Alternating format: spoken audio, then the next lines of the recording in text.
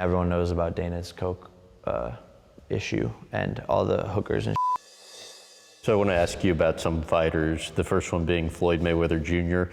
When did you first realize that your brother fighting him was actually a possibility? It wasn't until 6 weeks before the fight where it was actually confirmed. I think Floyd woke up one day and just posted a fight date on his Instagram with like a fight poster. And before that, it was like sort of all just a rumor. I remember being with my brother.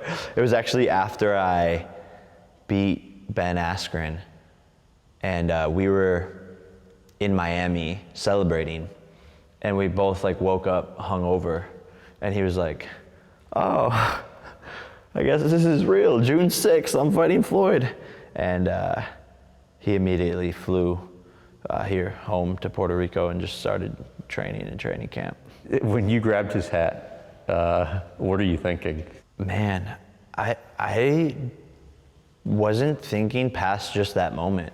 It was sort of like a reckless mission where I just really became obsessed with the idea of taking his hat once I saw it. And once he was insulting me.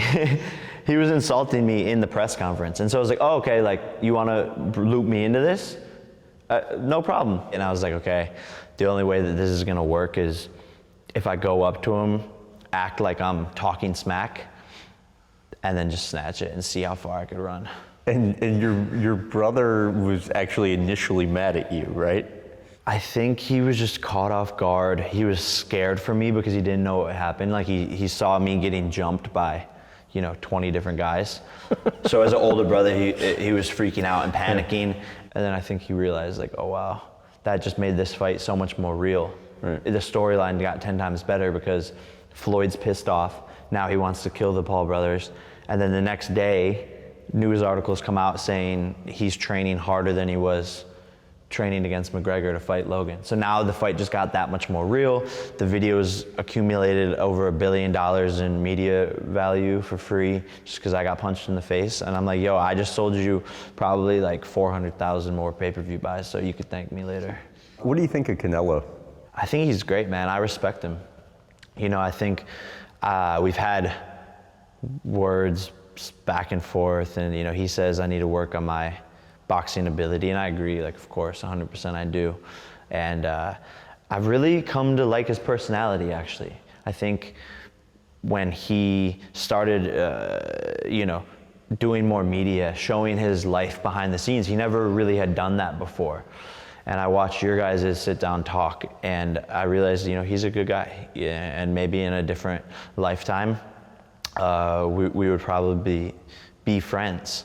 However, I still want to fight him. And I still think it would be a massive fight. And I think, my path is leading to that. And this year, 2021, Canelo will be the #1 highest paid boxer, and I will be #2. So what better fight than to put the #1 highest paid and the #2 highest paid against each other, because that equals the biggest payday. And at the end of the day, this is a business. So as much as I respect him, I think 3 years from now, us getting in the ring will A, be massive, and B, 3 years from now, my skill level will be good enough to make it a serious competition. What are the obstacles with you and Conor McGregor fighting? I think Dana White is the obstacle #1. If Dana would let Conor out of his contract to set up the boxing match, I think that's what is needed to make it happen. And I think that will happen. And if Conor is, going to just continue to lose fights, he's 1 in 4 in the past 5 years. And so if he's just going to continue to lose, there's not much Dana's going to be able to do with him anyways. So cash him out one more time. But his manager is good friends with my manager, is good friends with another one of my advisors, and they talk constantly about making it happen. And they're like, yeah, we're down, we're about it. And so if Dana's the biggest obstacle, what's the deal with you guys? You have some, like you said, the feud is kind of personal. Not for me. I think it's personal for him. Okay. You know, because he's this old guy who is clearly like a control freak, and I'm the only one that's able to get under his skin. Although it was a funny Halloween outfit you posted. Yeah, the Coke like smeared across my face in the Coke bag, and I put UFC, unlimited free cocaine, because I mean everyone knows about Dana's Coke issue and all the hookers and shit, but I'm just a young kid having fun. Dana has the audience that I want, and so he doesn't realize that he's just playing into my game, because I have the YouTube audience, the digital audience, the TikTok, all that. What I want is the fight fans who will pay $60, $70, $80 to see me fight. And all he's doing is making me 10 times more relevant in that space by playing my game.